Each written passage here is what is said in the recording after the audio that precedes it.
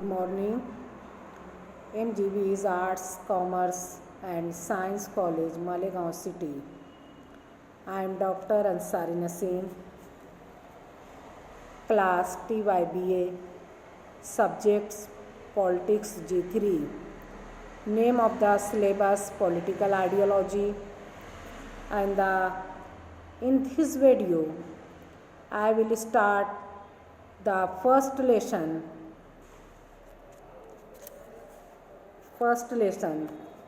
political ideology and introductions of the political ideology. In the realm of political theory, the term ideology is applied to context. देखिए political theory, political ideology की जो term है वो दो word में जो है, दो सेंटेंस में जो है मुश्तमिल है. Number 1, set of ideas which are accepted to be true by a particular group, particular party, particular community, particular nation without further examination. देखिए political ideology consists on both concept and political science and political social science, and this ideology consists on both concept and social science and science. In the science include in their politics, history, geography, psychology, sociology, etc. But the science consist on chemistry, biology, maths, stat, botany, zoology, etc. in different to both ideology. लेकिन इन दोनों ideology में बड़ा फ़र्क है. In the social science, the various philosopher, thinkers, thoughts to present the own ideology without examination. यानी social science में जो भी बात को जब थिंकर्स पेश करता है, पॉलिटिकल राइटर जब कुछ लिखता है, फिलोसफर अपनी बातों को कहता है, तो दीज आर विदाउट एग्जामिनेशन. यानी वो इस बात पर कोई सर्च नहीं करता है, इस बात पर कोई इन्वेस्टिगेट नहीं करता है, इस बात पर कोई भी तहकीक नहीं करता है, but their own ideology to present of the particular group, particular community, particular nation, particular country, etc. तो इस तरीके से for example in these ideologies, the use in their word, the first time the word ideology was the first used by the Antoine Descartes, the political writer and thinker. He devised the term of sense of ideas. He hoped would form a secure foundation for the moral and political science. उसने इस word को जो है ख़ास तौर से moral base पर जो है यूज़ किया कि इस टर्म को जो है पॉलिटिकल साइंस में मॉरल बेस पर जो है इसको यूज़ किया जाता है. The word first made its appearance in French as ideologies at the time of the French Revolution.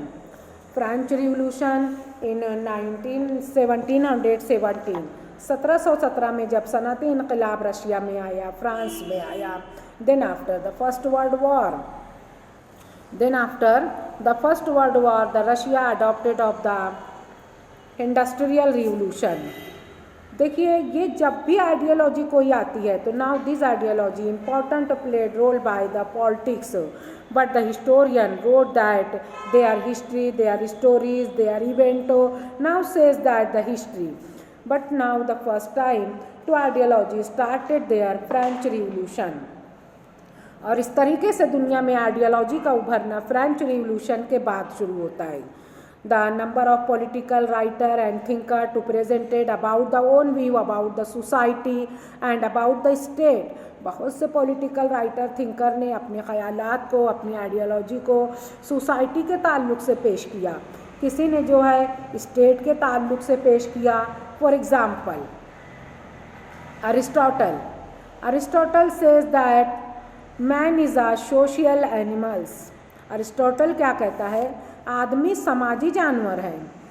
The human nature don't live without the society, आदमी समाज के बगैर नहीं रह सकता है।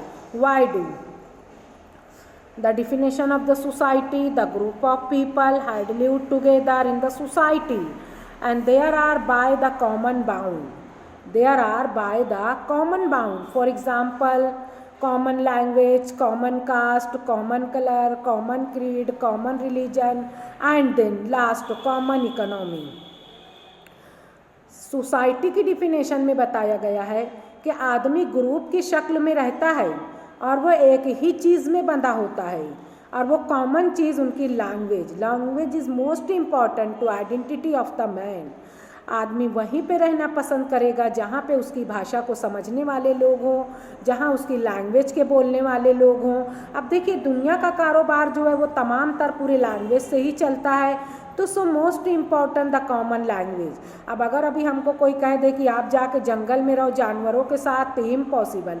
हम जानवर के साथ किस तरह हमारा गुजारा कर सकते हैं, डोंट वे। तो इसलिए Aristotle then after 152 state study presented the own view the man is a social animals. Then Rousseau says that about the society, man is not only the social animals but also the social and selfish animals. Rousseau क्या कहता है कि आदमी सिर्फ समाजी जानवर नहीं है, बल्कि आदमी क्या है, वो सेल्फिश एंड सोशल एनिमल्स, यानी वो एक खुदगर्ज इंसान है। अब देखिए वो कैसे प्रूव करता है। हम बज़ात तो खुद कहते हैं कि आदमी जो है क्या है, वो ख्वाहिशात का पुतला है। वो जैसे ही दुनिया में आँख खोलता है अपने साथ ख्वाहिशात लेकर पैदा होता है। Self respect, self aspiration, self expectation, वो अपनी ख्वाहिशात को लेकर पैदा होता है। अब देखिए अगर हम यहाँ पर पढ़ा रहे हैं, आप लोग पढ़ रहे हैं, तो इसमें हमारा कोई ना कहीं पर्सनल एम्स छुपा हुआ है। अरे भाई हमको ये सर्विस है, ये जॉब है, हमको इसकी सैलरी मिलती है, इसलिए हम यहाँ पर पढ़ा रहे हैं। आप लोग पढ़ रहे हैं तो आप लोग की भी कोई ना कोई इच्छा होगी कि हम एक दिन बड़े आदमी बनेंगे, एक दिन बिजनेसमैन बनेंगे, हमारे पास तालीम होगी, हमको कहीं ना कहीं जॉब मिलेगी, हमको कहीं ना कहीं हमारा अच्छा रिश्ता हो जाएगा। तो सेल्फ एक्सपेक्टेशन, सेल्फ एस्पायरेशन। तो रूसो कहता है कि आदमी सिर्फ जानवर नहीं है, but not only the social animals but also the selfish and social animals. देखिए जैसे जब बच्चा छोटा होता है तो वो स्कूल जाना शुरू करता है, तो माँ उसको लालच देती है, जा बेटा स्कूल, मैं तुझको नया बैग ले दूँगी, वाटर बॉटल ले दूँगी, अच्छे से अच्छा उसके मनपसंद टिफ़िन बनाकर देती है। तो बच्चा उस लालच में रोज़ाना स्कूल जाता है, राइट है। अब बच्चा जब रूठ जाता है तो माँ उसे मनाने के लिए लालच देती है, बच्चा तू मान जा, मैं तुझे एक नया टॉयस खरीद कर दूँगी, तुझे टॉफ़ी खरीद कर दूँगी। तो self aspiration. Nowadays the very political leader important to play role for the vote bank but lust of power directly and indirectly there are would like the power in my hand। Directly और indirectly वो यही सोचते हैं कि कहीं ना कहीं power जो है वो हमारे हाथ में हो। तो इस तरीके से अब उसके बाद John Locke says that about the society. John Locke भी सोसाइटी के ताल्लुक से कहता है कि man is not only the social animals but also the sewage and social animals. आदमी जो है वो सिर्फ जानवर नहीं है, बल्कि वो एक महज़्ज़ब जानवर है। देखिए उसने differences between two animals and human nature, उसने जो है जानवर और इंसान में फ़र्क बताया है कि जानवर को जो है कहीं पे भी जो है शू कर देता है, कहीं पे शी कर देता है, वो कहीं पे भी चिल्लाता है, उसको कोई भी बात की तमीज़ नहीं होती है, ना तहजीब होती है। बट लेकिन human nature is the totally sewage animals. वो एक महज़्ज़ब जानवर है। बच्चा छोटा होता है, तोतली ज़बान में पानी को मम्मम कहता है, रोटी को टूटू कहता है, तो माँ उसे सिखाती है बेटा रोटी कहो, बेटा पानी कहो। उसको उठने बैठने के आदाब सिखाती है, खाने पीने के अंदाज सिखाती है, उसको उसकी ज़बान सिखाती है, तो बच्चा सीख जाता है और बड़ा होकर उसकी नशोनुमा होती है और वो हर चीज़ में जो है सक्सेसफुल होता है। तो इसलिए जॉन लॉक कहता है man is a savage and social animals. तो so about the various political writer and thinker presented about the own view, so as well as the various political writer and thinker presented about the own view, the society and about the state। और बहुत सारे political writer thinker ने state के ताल्लुक से बातें की। For example Aristotle says that democracy form of government, उसने क्या कौन से नज़रिए को पेश किया? Democracy form of government. उसने क्या कहा? Definition of politics, politics means state, state means government, government govern by the people, यानी पॉलिटिक्स का मतलब ही है पावर, पावर यानी हुकूमत करना। अब जाहिर सी बात है हुकूमत कौन और किस पे करता है? One person use on the other person then after completed the definition of power, यानी एक व्यक्ति अपने पावर का इस्तेमाल किसी दूसरे व्यक्ति पर करता है तब जाकर पावर की डिफिनेशन कंप्लीट होती है। So as well as the peoples govern by the government, और जो भी हुकूमत दुनिया में कायम की जाती है वो हुकूमत के थ्रू ही कायम की जाती है, आवाम के ज़रिए ही चलाई जाती है। But now Aristotle to present the kinds of the government, इसी तरह अरिस्टोटल ने हुकूमत की किस्में बतलाई कि दुनिया में जो भी हुकूमत की जाती है, जो हुकूमत चलाई जाती है वो इसी 3 तरीके से चलाई जाती है।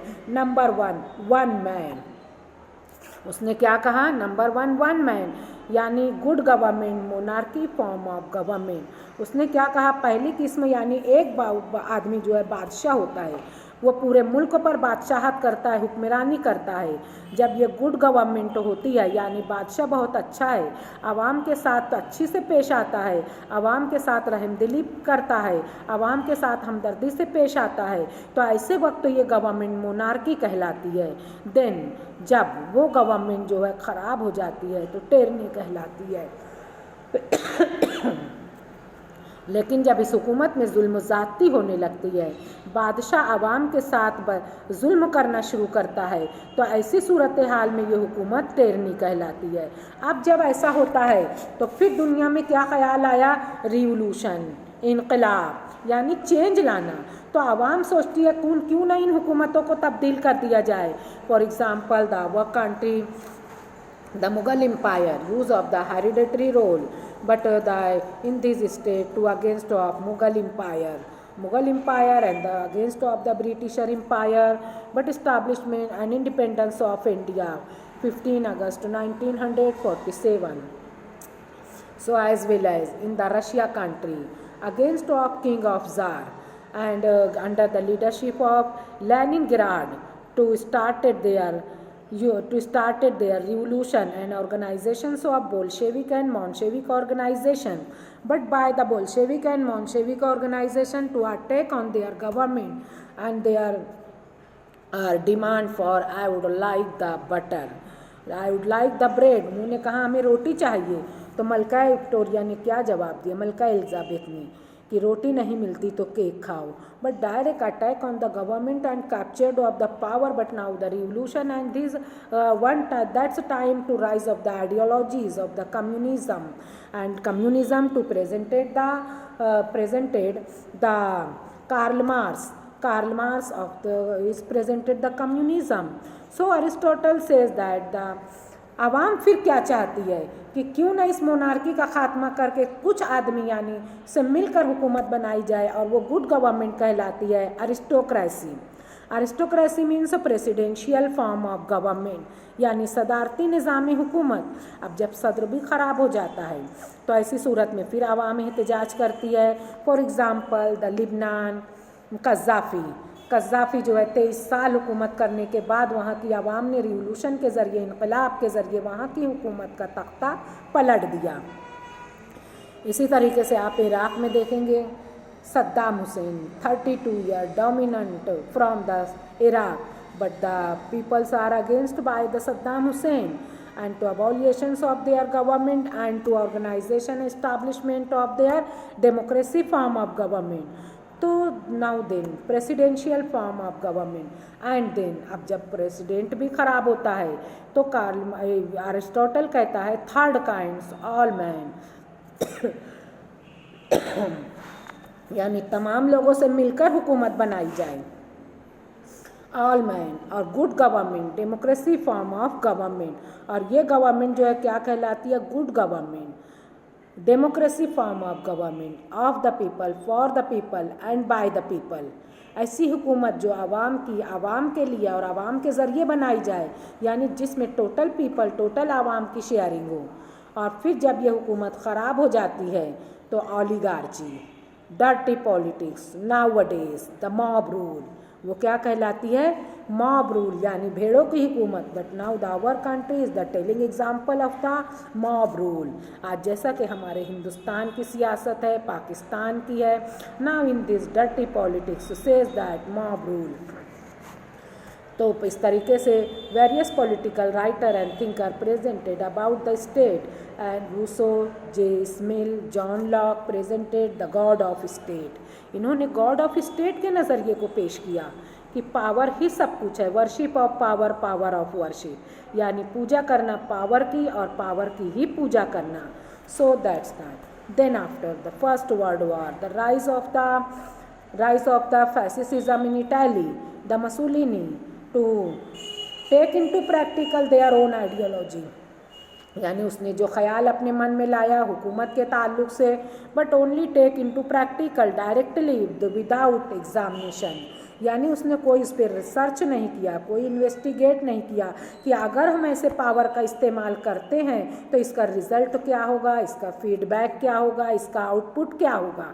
But their own ideology about the nation particular Italy, so as well as the Hitler, अब Nazism about the own ideology particular use in their Germany, और उसने इस आइडियोलॉजी को सिर्फ जर्मनी में यूज़ किया। But now rise of the fascism in Italy, rise of the Nazism in Germany, particular ideology main responsible to rise of the second world war among the world. और इस तरीके से यही दोनों बातें जो थी, यही दो आइडियोलॉजी टोटली रिस्पॉन्सिबल है in the world rise of the second world war, दूसरी जंग अजीम का रोनुमा होना। तो इस तरीके से set of ideas which are accepted to be true by a particular group, party और nation without further examination. For example the our country, the BJP party totally colourful of Hinduism and Hindutva and RSS। देखिए totally जो their ideology based of the colourful of Hinduism and Hindutva.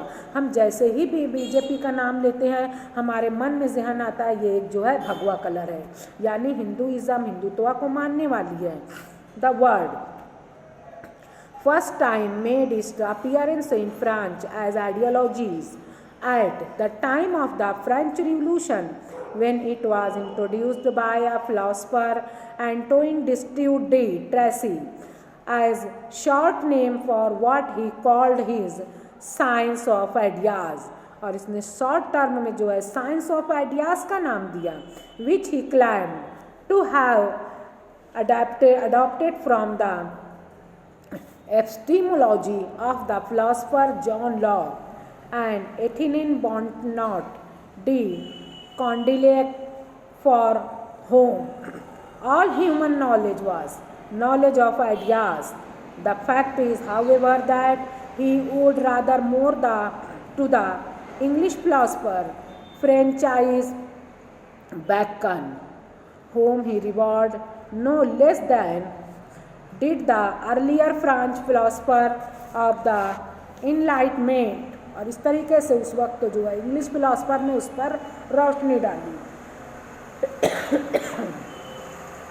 It was Bacon who had proclaimed that the destiny of science was not only to enlarge man knowledge but also to improve the life of man on earth.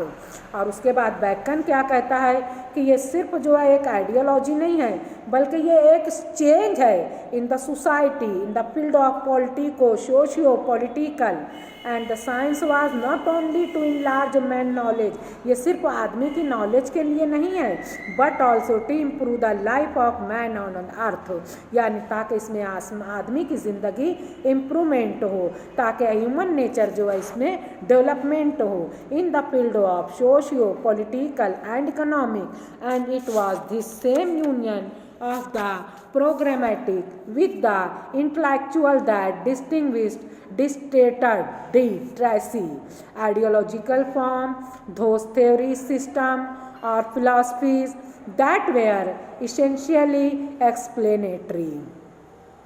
Thanks Lord.